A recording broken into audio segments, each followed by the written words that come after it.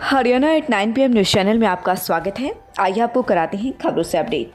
स्वर्णकार ने दिया ईमानदारी का परिचय, पंचायत दे की नाम। मंडोरा गांव निवासी स्वर्णकार ने अपनी ईमानदारी का परिचय देते हुए चांदी पर सोनी बेचकर गई महिला को पता चलने पर वापस उसका सोना दिया, जबकि महिला ये समझती थी कि ये आभूषण चांदी के हैं और इन पर सिर्फ सोने का पानी फिरा हुआ है। स्वर्णकार की ईमानदारी की लोग तारीफ कर रहे हैं। जानकारी के मुताबिक मंडोरा निवासी महिला पूनम अपने चांदी के आभूषणों को गांव को ही स्वर्णकार प्रमोद को बेचकर गई थी। उसे लगा था कि ये सिर्फ आभूषण चांदी के हैं और सिर्फ इन पर सोने का पानी फिरा हुआ है। उसने कहा कि चांदी के हार पर सोने की पॉलिश करवाई गई है, इसे बेचना चाहती हैं। प्रमोद ने भी प्रथम दृष्टया में आभूषणों को चांदी के मानकर 26,140 रुपये पूनम को दे दिए, लेकिन बाद में इन पुराने आभूषणों से पॉलिश उतरवाने की कार्यवाही की गई तो सामने आया कि इन पर सोने की पॉलिश नहीं हुई है, ये वास्तविक सोने के ही हैं।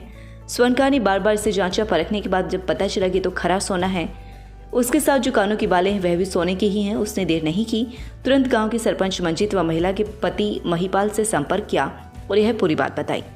ग्रामीणों की मौजूदगी में 24 ग्राम सोने का हार व कानों के बाले संबंधित परिवार को दिए।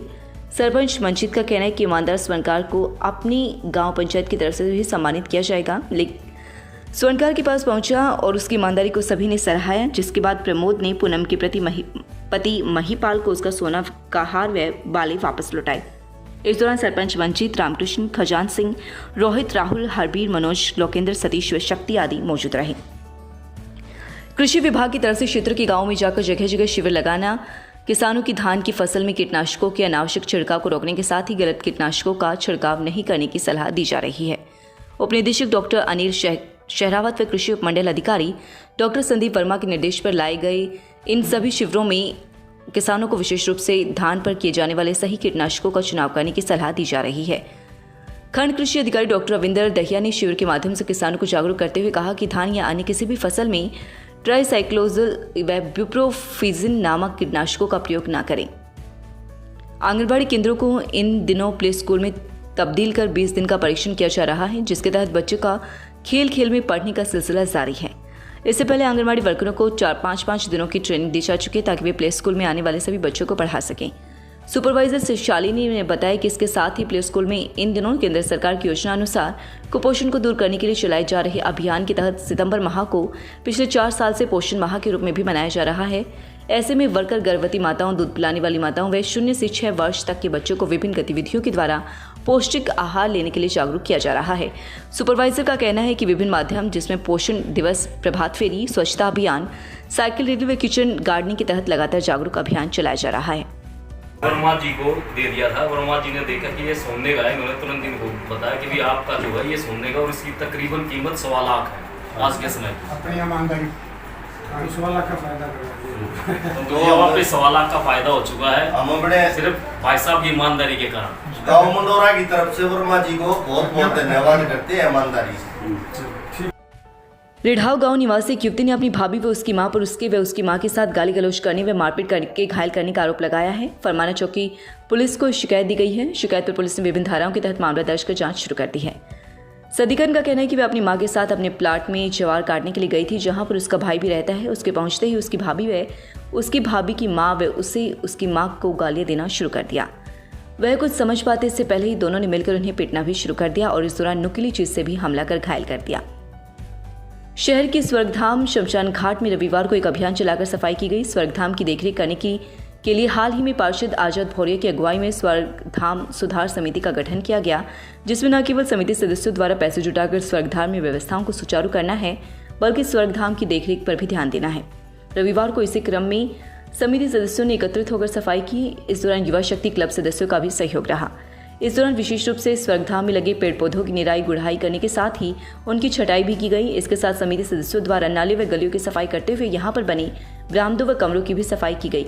लंबे समय से स्वर्गधाम की देखरेख करते आ रहे ओमदत्त वत्स व पार्षद आजाद भौरिया का कहना है कि स्वर्गधाम की देखरेख के अभाव में न केवल दीवारें जर्जर हो चुकी हैं, बल्कि गंदगी का भी उतना ही आलम बना हुआ था।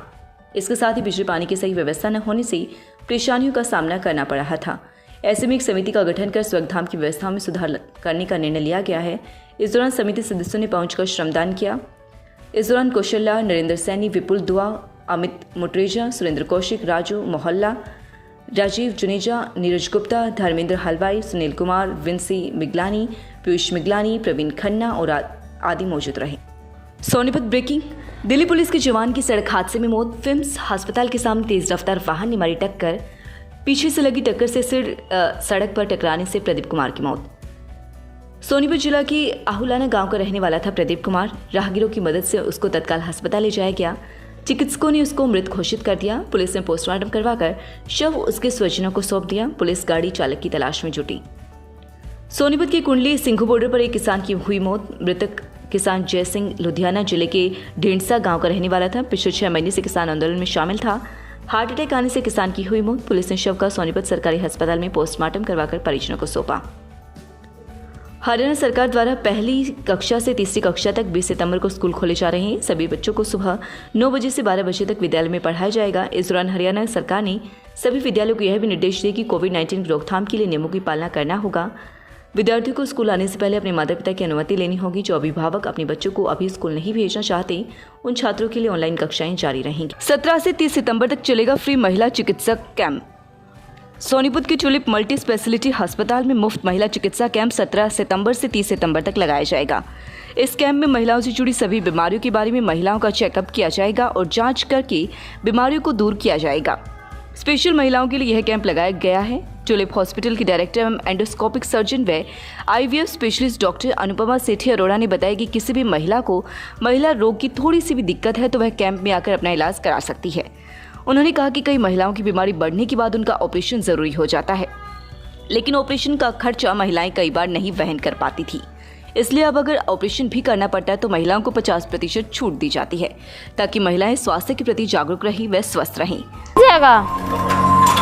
हाँ, सीधा यहाँ से लेके और फिर लेफ्ट और फिर राइट। ठीक से बेटी। अरे ये सब्जी कहाँ से आई? अच्छा, मैं सब्जी बेचने के लिए आई हूँ।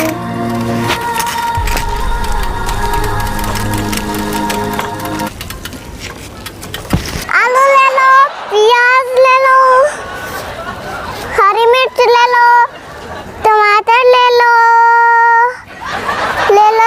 आ जाओ। स्वागत है आपका Saini health care pharmacy, a complete health care centre में। हमारे यहाँ अंग्रेजी, देसी व पशुओं की दवाइयाँ, cosmetics, green tea, surgical items, हर प्रकार की vaccine, food supplements, trimmer, hair dryer आदि, wheelchair, thermometer, nebuliser, sugar machine wholesale rate पर मिलती है। लगातार खबरों से अपडेट रहने के लिए चैनल को सब्सक्राइब जरूर करें। समाचार व विज्ञापन के लिए नीचे दिए गए नंबरों पर संपर्क करें। धन्यवाद।